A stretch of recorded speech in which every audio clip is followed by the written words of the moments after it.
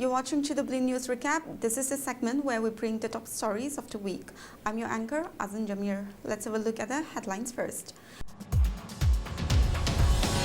An SM Rifles personnel was killed and 5 others, including a civilian, were injured, one of them critically in a suspected improvised explosive device blast in the Chumukitima A area on July 13 afternoon. Thousands of people gathered at New Metsibima village, Zumharu Bridge Junction on July 17 to participate in a massive peace rally organized by the Chakrama Public Organization. A joint team of the National Investigation Agency, Manipur Police and Central Reserve Police Force on July 18 arrested 2 more persons in connection with the recent abduction and killing of 6 Naga civilians. 12 people in Andhra Pradesh were infected with COVID-19 virus across the state between June 26 and July 16, out of whom 4 succumbed to the virus. The final day of the summer of FIFA World Cup fever has finally arrived as the world's top 2-ranked national teams, Spain and Argentina, cares to lift the sport's most coveted trophy. And now the news in details. An SM Rifles personnel was killed and 5 others, including a civilian, were injured, one of them critically in a suspected improvised explosive device blast in the Chumukitima A area on July 13 afternoon. The incident occurred at around 2 p.m. when the SM Rifles personnel were traveling towards Dimapur in a Mahindra pickup vehicle. Preliminary investigations suggest that the blast may have been triggered by an explosive device suspected to have been planted inside an auto rickshaw parked along the roadside. The force of the explosion completely mangled the auto rickshaw, leaving only twisted metal and scattered debris at the blast site. 1 SM Rifles personnel succumbed to injuries while 4 sustained injuries as well. The deceased has been identified as 1 Havildar Muhammad Iqbal. Following the explosion, personnel from the security agencies and forensic experts rushed to the site and cordoned off the area. Security forces launched coordinated combing operations in the surrounding areas. However, no individual or group had claimed the responsibility for the blast so far. Meanwhile, Nagaland police has announced a cash reward of Rs 50,000 for credible information leading to the identification and arrest of those responsible for the improvised explosive device blast. The reward will be granted for information leading to the identification or arrest of the perpetrators or their associates, as well as those involved in planning, financing, harboring, transporting and facilitating the offense. Police also sought information that could help recover explosives, explosive components, weapons, communication devices, vehicles, or any other incriminating material linked to the case. Information regarding hideouts, safe houses, or logistical support networks connected to the suspects has also been sought. The police assured that the identity of informants would be kept strictly confidential and protected in accordance with the law. Anonymous tips will also be accepted. According to the notice, the reward will be released only after verification that the information has materially contributed to the detection of the case, recovery of evidence, or arrest of the accused, subject to approval by the competent authority. The police also appealed to citizens to remain vigilant and cooperate with law enforcement agencies, stating that all information received would be acted upon promptly and discreetly in the interests of the public safety and national security. Thousands of people gathered at New Metsibima village, Zumharu Bridge Junction on July 17 to participate in a massive peace rally organized by the Chakrama Public Organization. The rally was held to protest what the organization described as the government's failure to acknowledge traditional landowners and its inaction over the long-standing Mawa village issue. The CPO reiterating an 8-point charter of demands following a peace rally held at Charnapani.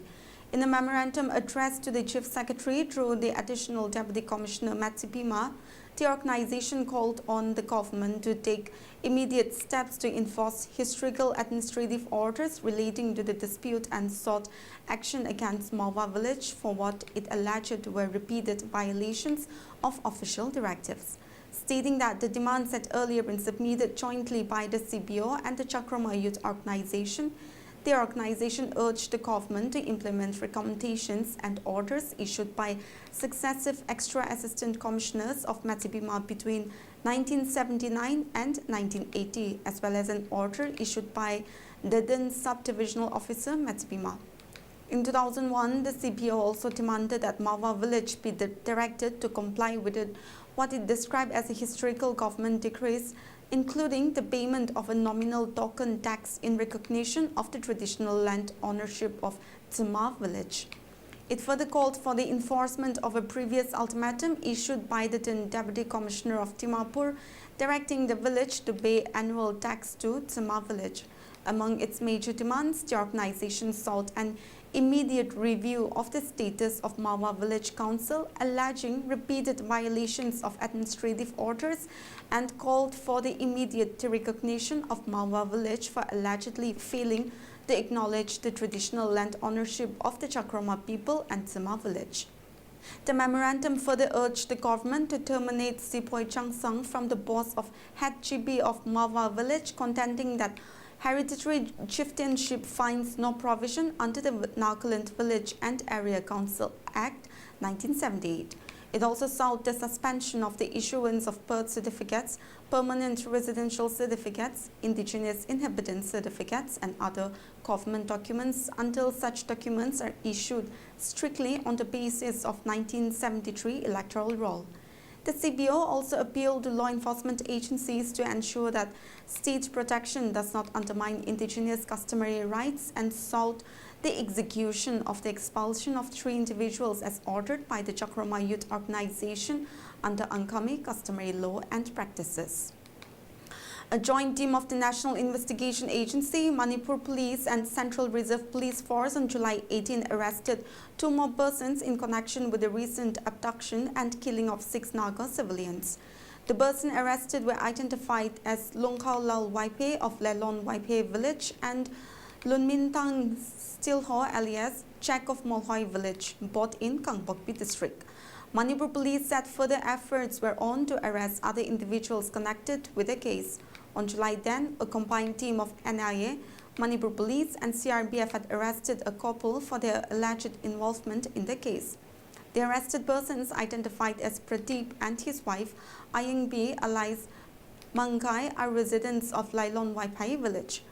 Recently, Chief Minister Yumnam Kemchand Singh stated that the government was taking all necessary steps to ensure justice in the case, stating that it is the responsibility of the government and law enforcement agencies to arrest all those involved. He said necessary instructions had already been issued in this regard. On May 13, unidentified gunmen killed 3 church leaders from the Daudao community in an ambush in the Kangpokpi district. Later that day, altogether 48 people, 28 Kukis and 20 Nagas were abducted from different parts of the state.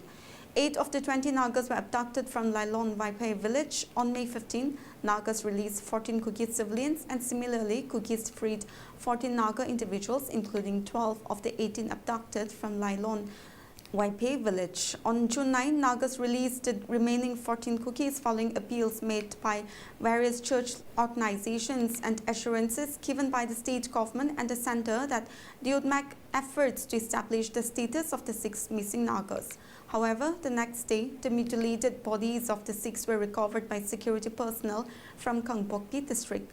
After the recovery of the bodies, violence broke out in Senapati town with an irate mob targeting the office of a political party. He said the families of the victims had earlier identified 5 persons who were allegedly involved in the incident. The results and the final answer keys for the National Eligibility Cum Entrance Test Undergraduate 2026 re-examination on July 16. Candidates who appear for the exam can check and download the answer key by visiting the official portal of the NET. According to the notice, NDA has dropped 1 question from each question set. Nearly 20 lakh candidates had appeared for the examination, which was conducted on June 21 across 5,440 centers in 551 cities in India and 14 cities abroad. The entrance test was held in 13 languages. According to the NDA, more than 58% of the qualified candidates are women. Women also recorded a higher qualification rate than men, with 56.8% of female candidates who appeared clearing the exam compared to 55.1% among male candidates. This year, 138 candidates scored above 690 marks out of 720.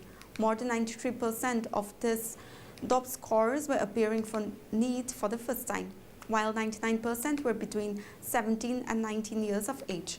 The highest score of 715 out of 720 was jointly secured by Aryan Gupta from Punjab and Banshul Bansal from Haryana. Qualified candidates emerged from all 36 states and union territories. Uttar Pradesh recorded the highest number of qualified candidates at over 1.7 lakh, while Lakshadweep had 43 successful candidates. 12 people in Andhra Pradesh were infected with COVID-19 virus across the state between June 26 and July 16, out of whom 4 succumbed to the virus. The deceased persons suffered from severe comorbidities such as hypertension, diabetes, renal issues and other forms of illness. Out of the 4 deaths, 3 casualties were from Kapada district and 1 from Kakinada. According to the State Health Commissioner, Andhra Pradesh first COVID-19 infection in 2026 was logged in Kadapa district on June 26 and between July 1st and 11 more infections were reported. The health department said 2 persons contracted the disease after mingling closely with infected people. Incidentally, the highest number of cases were reported from Kadapa district. Further, he noted that 67 COVID-19 tests were undertaken in the southern state from June 26 to July 15, out of which 11 turned positive, while the 12th case was detected at Christian Medical College, Vellore. Across the country from July 1, he said 339 cases were reported, led by Kerala with 115 cases, followed by Karnataka 64, Maharashtra 43, Tamil Nadu 39, Andaman and Nicobar Islands and Delhi 18 each, Rajasthan 12 and a few more cases in other states. Iran on July 18 suspended its commitment under the interim agreement with the United States, accusing Washington of violating the deal as both countries exchanged fresh strikes targeting military sites and critical infrastructure. The announcement came as the conflict spread across the Gulf, with Iran attacking facilities in Kuwait and the US launching its 7th consecutive night of strikes inside Iran, raising fears of a wider regional war and further disruption to global energy supplies. US Central Command said the strikes were carried out at the direction of US President Donald Trump and were intended to swiftly punish IRGC forces responsible for the attacks on American personnel. The announcement comes after CENTCOM confirmed that 2 US service members were killed and another remained missing in the Jordan during operations to defend against Iranian ballistic missile and drone attacks. According to CENTCOM, the service members were killed on July 17 while performing their duties during the coordinated defense against the Iranian strikes. Iranian army said it had targeted fuel storage facilities at Jordan's Al-Azraq Air Base as part of the 14th phase of Operation Lightning, launching drone strikes against multiple US military installations in Jordan and Kuwait. Iran's strike come as a retaliatory attack after US forces launched another round of military strikes against Iran, marking the 7th consecutive night of operations. The final day of the summer of the FIFA World Cup fever has finally arrived as the world's top 2 ranked national teams, Spain and Argentina, cares to lift the sport's most coveted trophy. A crowd of 80,000 people is expected to pack into the stands of MetLife Stadium in New Jersey, just outside of New York City, where the cheapest tickets were going for nearly $10,000 on secondary market sites. For Spain, a win would mark a meteoric rise for a young and thrilling squad and their 19-year-old Lamine Yamal, who despite an injury to his quad earlier this spring has flashed greatness throughout the tournament. Spain has beaten 3 of the world's top 10 teams to reach the final and has conceded only 1 goal in the 7 World Cup games so far.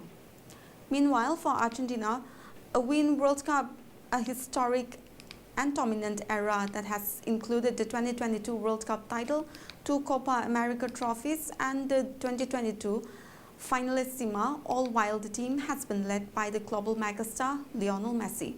The comparisons between Messi, 39 years, and Yamal, who had just turned 19 last week, are irresistible. Both were prodigies in the famed Barcelona academy, La Masia, who burst into stardom at teenagers in the club's red and blue stripes. Yamal now wears number 10 for Barcelona, the number Messi wore until he left the club in 2021.